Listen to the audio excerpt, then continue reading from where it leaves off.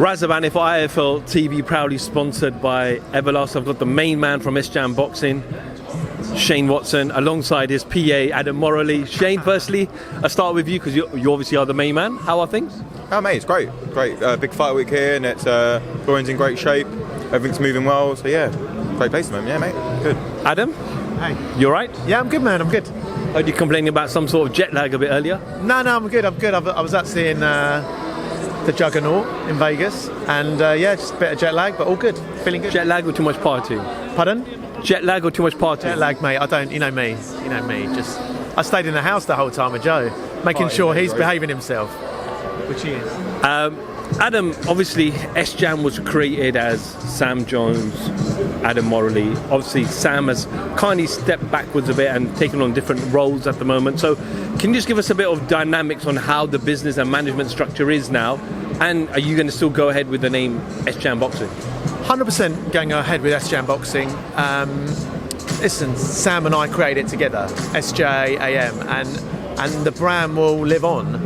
Sam is now with Pro Bellum, so Sam has a totally different job as a promoter, and it is a very different job between being a promoter and being a manager. And I think Sam within S-Jam almost provided us and our boxers with an in-house promotional guy. He was always talking about Joe. He did unbelievable things for Joe. He did unbelievable things for all the boxers. But I think his true calling and his true passion is to be an actual promoter, is to be doing that press conference, is to be getting everyone up. And it's a totally different job. So Sam's moved on. So Sam within S-Jam did a lot of management work, but did a lot of promotional work. Now, that work that Sam did has to be replaced, and that's Shane. So Shane is really frontline managing. I'm backroom managing, but doing a lot of managing. But Shane also will be promoting the boxers that bit more. We'll be talking for them that bit more. But very hard to replace a Sam Jones. Very hard to replace a Sam Jones. Shane, how are you taking life as within this new role? Yeah, I love it. Do you know what? I've been in boxing for a long time, and I've been a big boxing fan as well. And I know what it takes to manage fighters and give them ultimately what they need. That's our job. That we work for them, they don't work for us. And yeah, it's been hard work, of course, but it's meant to be hard work. You're looking after some of the top fighters in the country and around the world as well. And it's not going to be an easy task, but I love it and I enjoy it. And you have to work long hours, sometimes put a hard graft in, but at the end of the day, it's worth it. When you see their arms get raised on fight night, it's the best feeling in the world. So yeah, I'm loving it so far. Adam Smith made a comment up there at the top table where he said, regarding Florian MARKU, that people don't want to fight him. People are avoiding Florian MARKU. How hard is it to match him with the right level of opponent? Really hard. This was a tough matchup for Boxer. And Shane, actually, one of Shane's real strengths is matchmaking. And so Shane worked with John Wish really hard to find the right opponent. Florian's not at a stage in his career where he wants to fight people with bad records. But then people with really good records and putting his title on the line, they want massive money. So right now we're at a stage with Florian where he is effectively, at the end of the year, promoter free. He's got 2 fights with Boxer, including this one. But at the end of the year, he's effectively promoter free, and he's going to talk to everyone. He's going to talk to DAZN. He's going to talk to Sky. He's going to talk to Frank. You know, we love Sky as a platform. I know Ben well. Florian was with Ben before, and we absolutely love it as a platform. But Florian needs to go to Albania. Florian needs to box in Albania. That's key for him. He can fill stadiums in Albania. So we need to work with a promoter that can do that and really exploit his commercial potential, because, listen, he's going to have loads of fans in there Saturday night. He's got a big Albanian army here, but even when we go to, like, Altrincham, there's a big Albanian army. But in Albania, he needs to harness that. The Albanian Prime Minister's happy with his title. He really wanted that first title. But I also think he's not a YouTube boxer.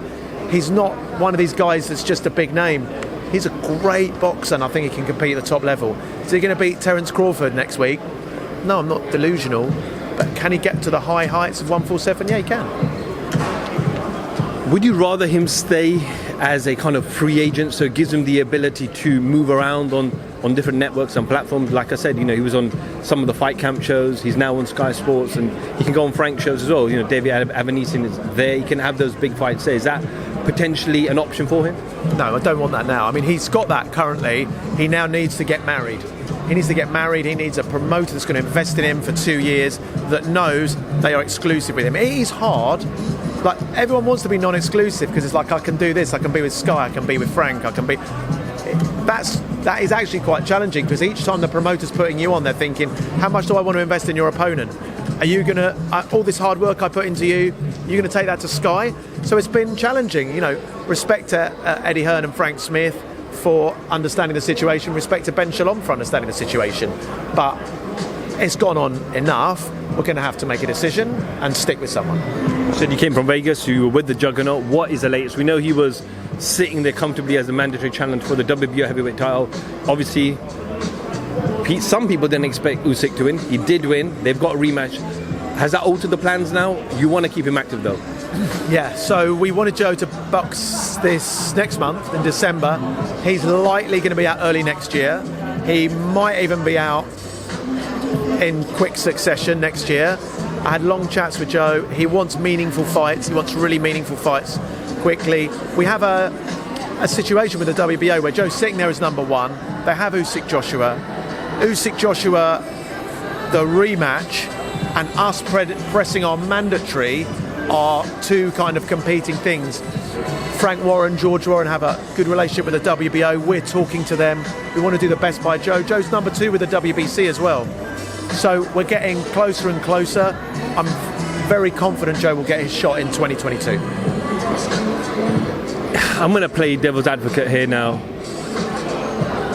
Usyk retains the title, or Joshua wins the rematch. Everyone will be calling for that undisputed opportunity between Fury and the winner of that fight. Would you then allow that, take a step aside, or would you say, no, we want our shot? Joe isn't getting any younger. Yeah, I think you have two ways also. Always as a manager, you have two ways you can play things. You can go hard and legal, and my background as a lawyer, many people might think I do that. You've seen what's happened with Dillian White. Dillian White went hard and legal with the BC. They've now said, okay, you want to be like that? We're not ordering, we're not playing ball. So I'd rather talk to the WBO. I'd rather use our relationship with the Warrens and their great relationship to try and find a solution that works for everyone. Of course, if Joe's constantly held up, it's not that we don't want to press Joe's case. I really want to press Joe's case, but we've got to use the power cleverly. We've got to be smart. But we could stay now. Usyk Joshua, no rematch. You've only had the mandatory that they had. Joshua Usyk was the first WBO mandatory, I think, for a couple of years since Joseph Parker fought. So we could be saying, hey, you're behind on mandatories. No Joshua Usyk. We're not doing that. We're not being silly.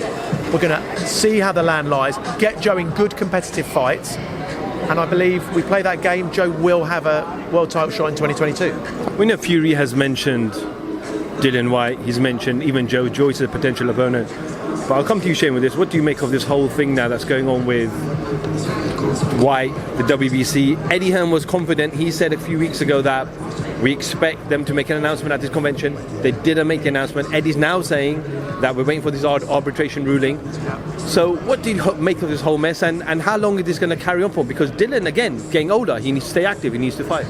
Yeah, I mean, I don't understand the whole WBC situation because it kept changing a lot of time. It's probably more of a question for Adam because of his legal background and stuff. But it's, I just think they just need to get the fight on. Obviously, I think that they said that he was going to be ordered to fight. Obviously, the arbitration's pushed it back.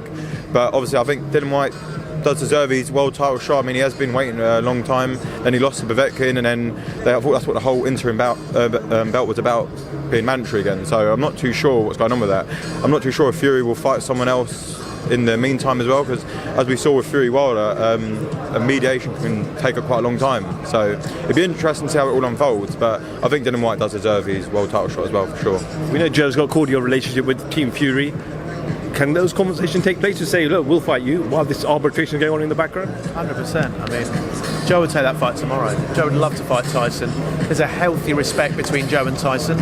I think Tyson respects Joe for his qualities and knows Joe isn't the best Tyson Fury level boxer in the world, but respects his relentlessness, respects his engine, knows it's a very tough fight. You heard what Tyson's dad said about Joe Joyce. It's a really tough fight. It's a brilliant fight.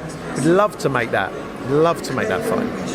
All right, gents. Well, thank you so much for 9 minutes and 50 seconds of your time. Very much appreciated. Probably the longest interview I've done today, other than the press conference itself, which is 35 minutes. So yeah, enjoy the rest of the week. Enjoy fight week. All the best to Florian on Saturday. All the best to his wife as well, with his child. And I'm sure we might bump into you on Saturday night. 100%. Top man. Take care. See you later. Adam Morallee, Shane Watson, IFL TV. Thank you very much.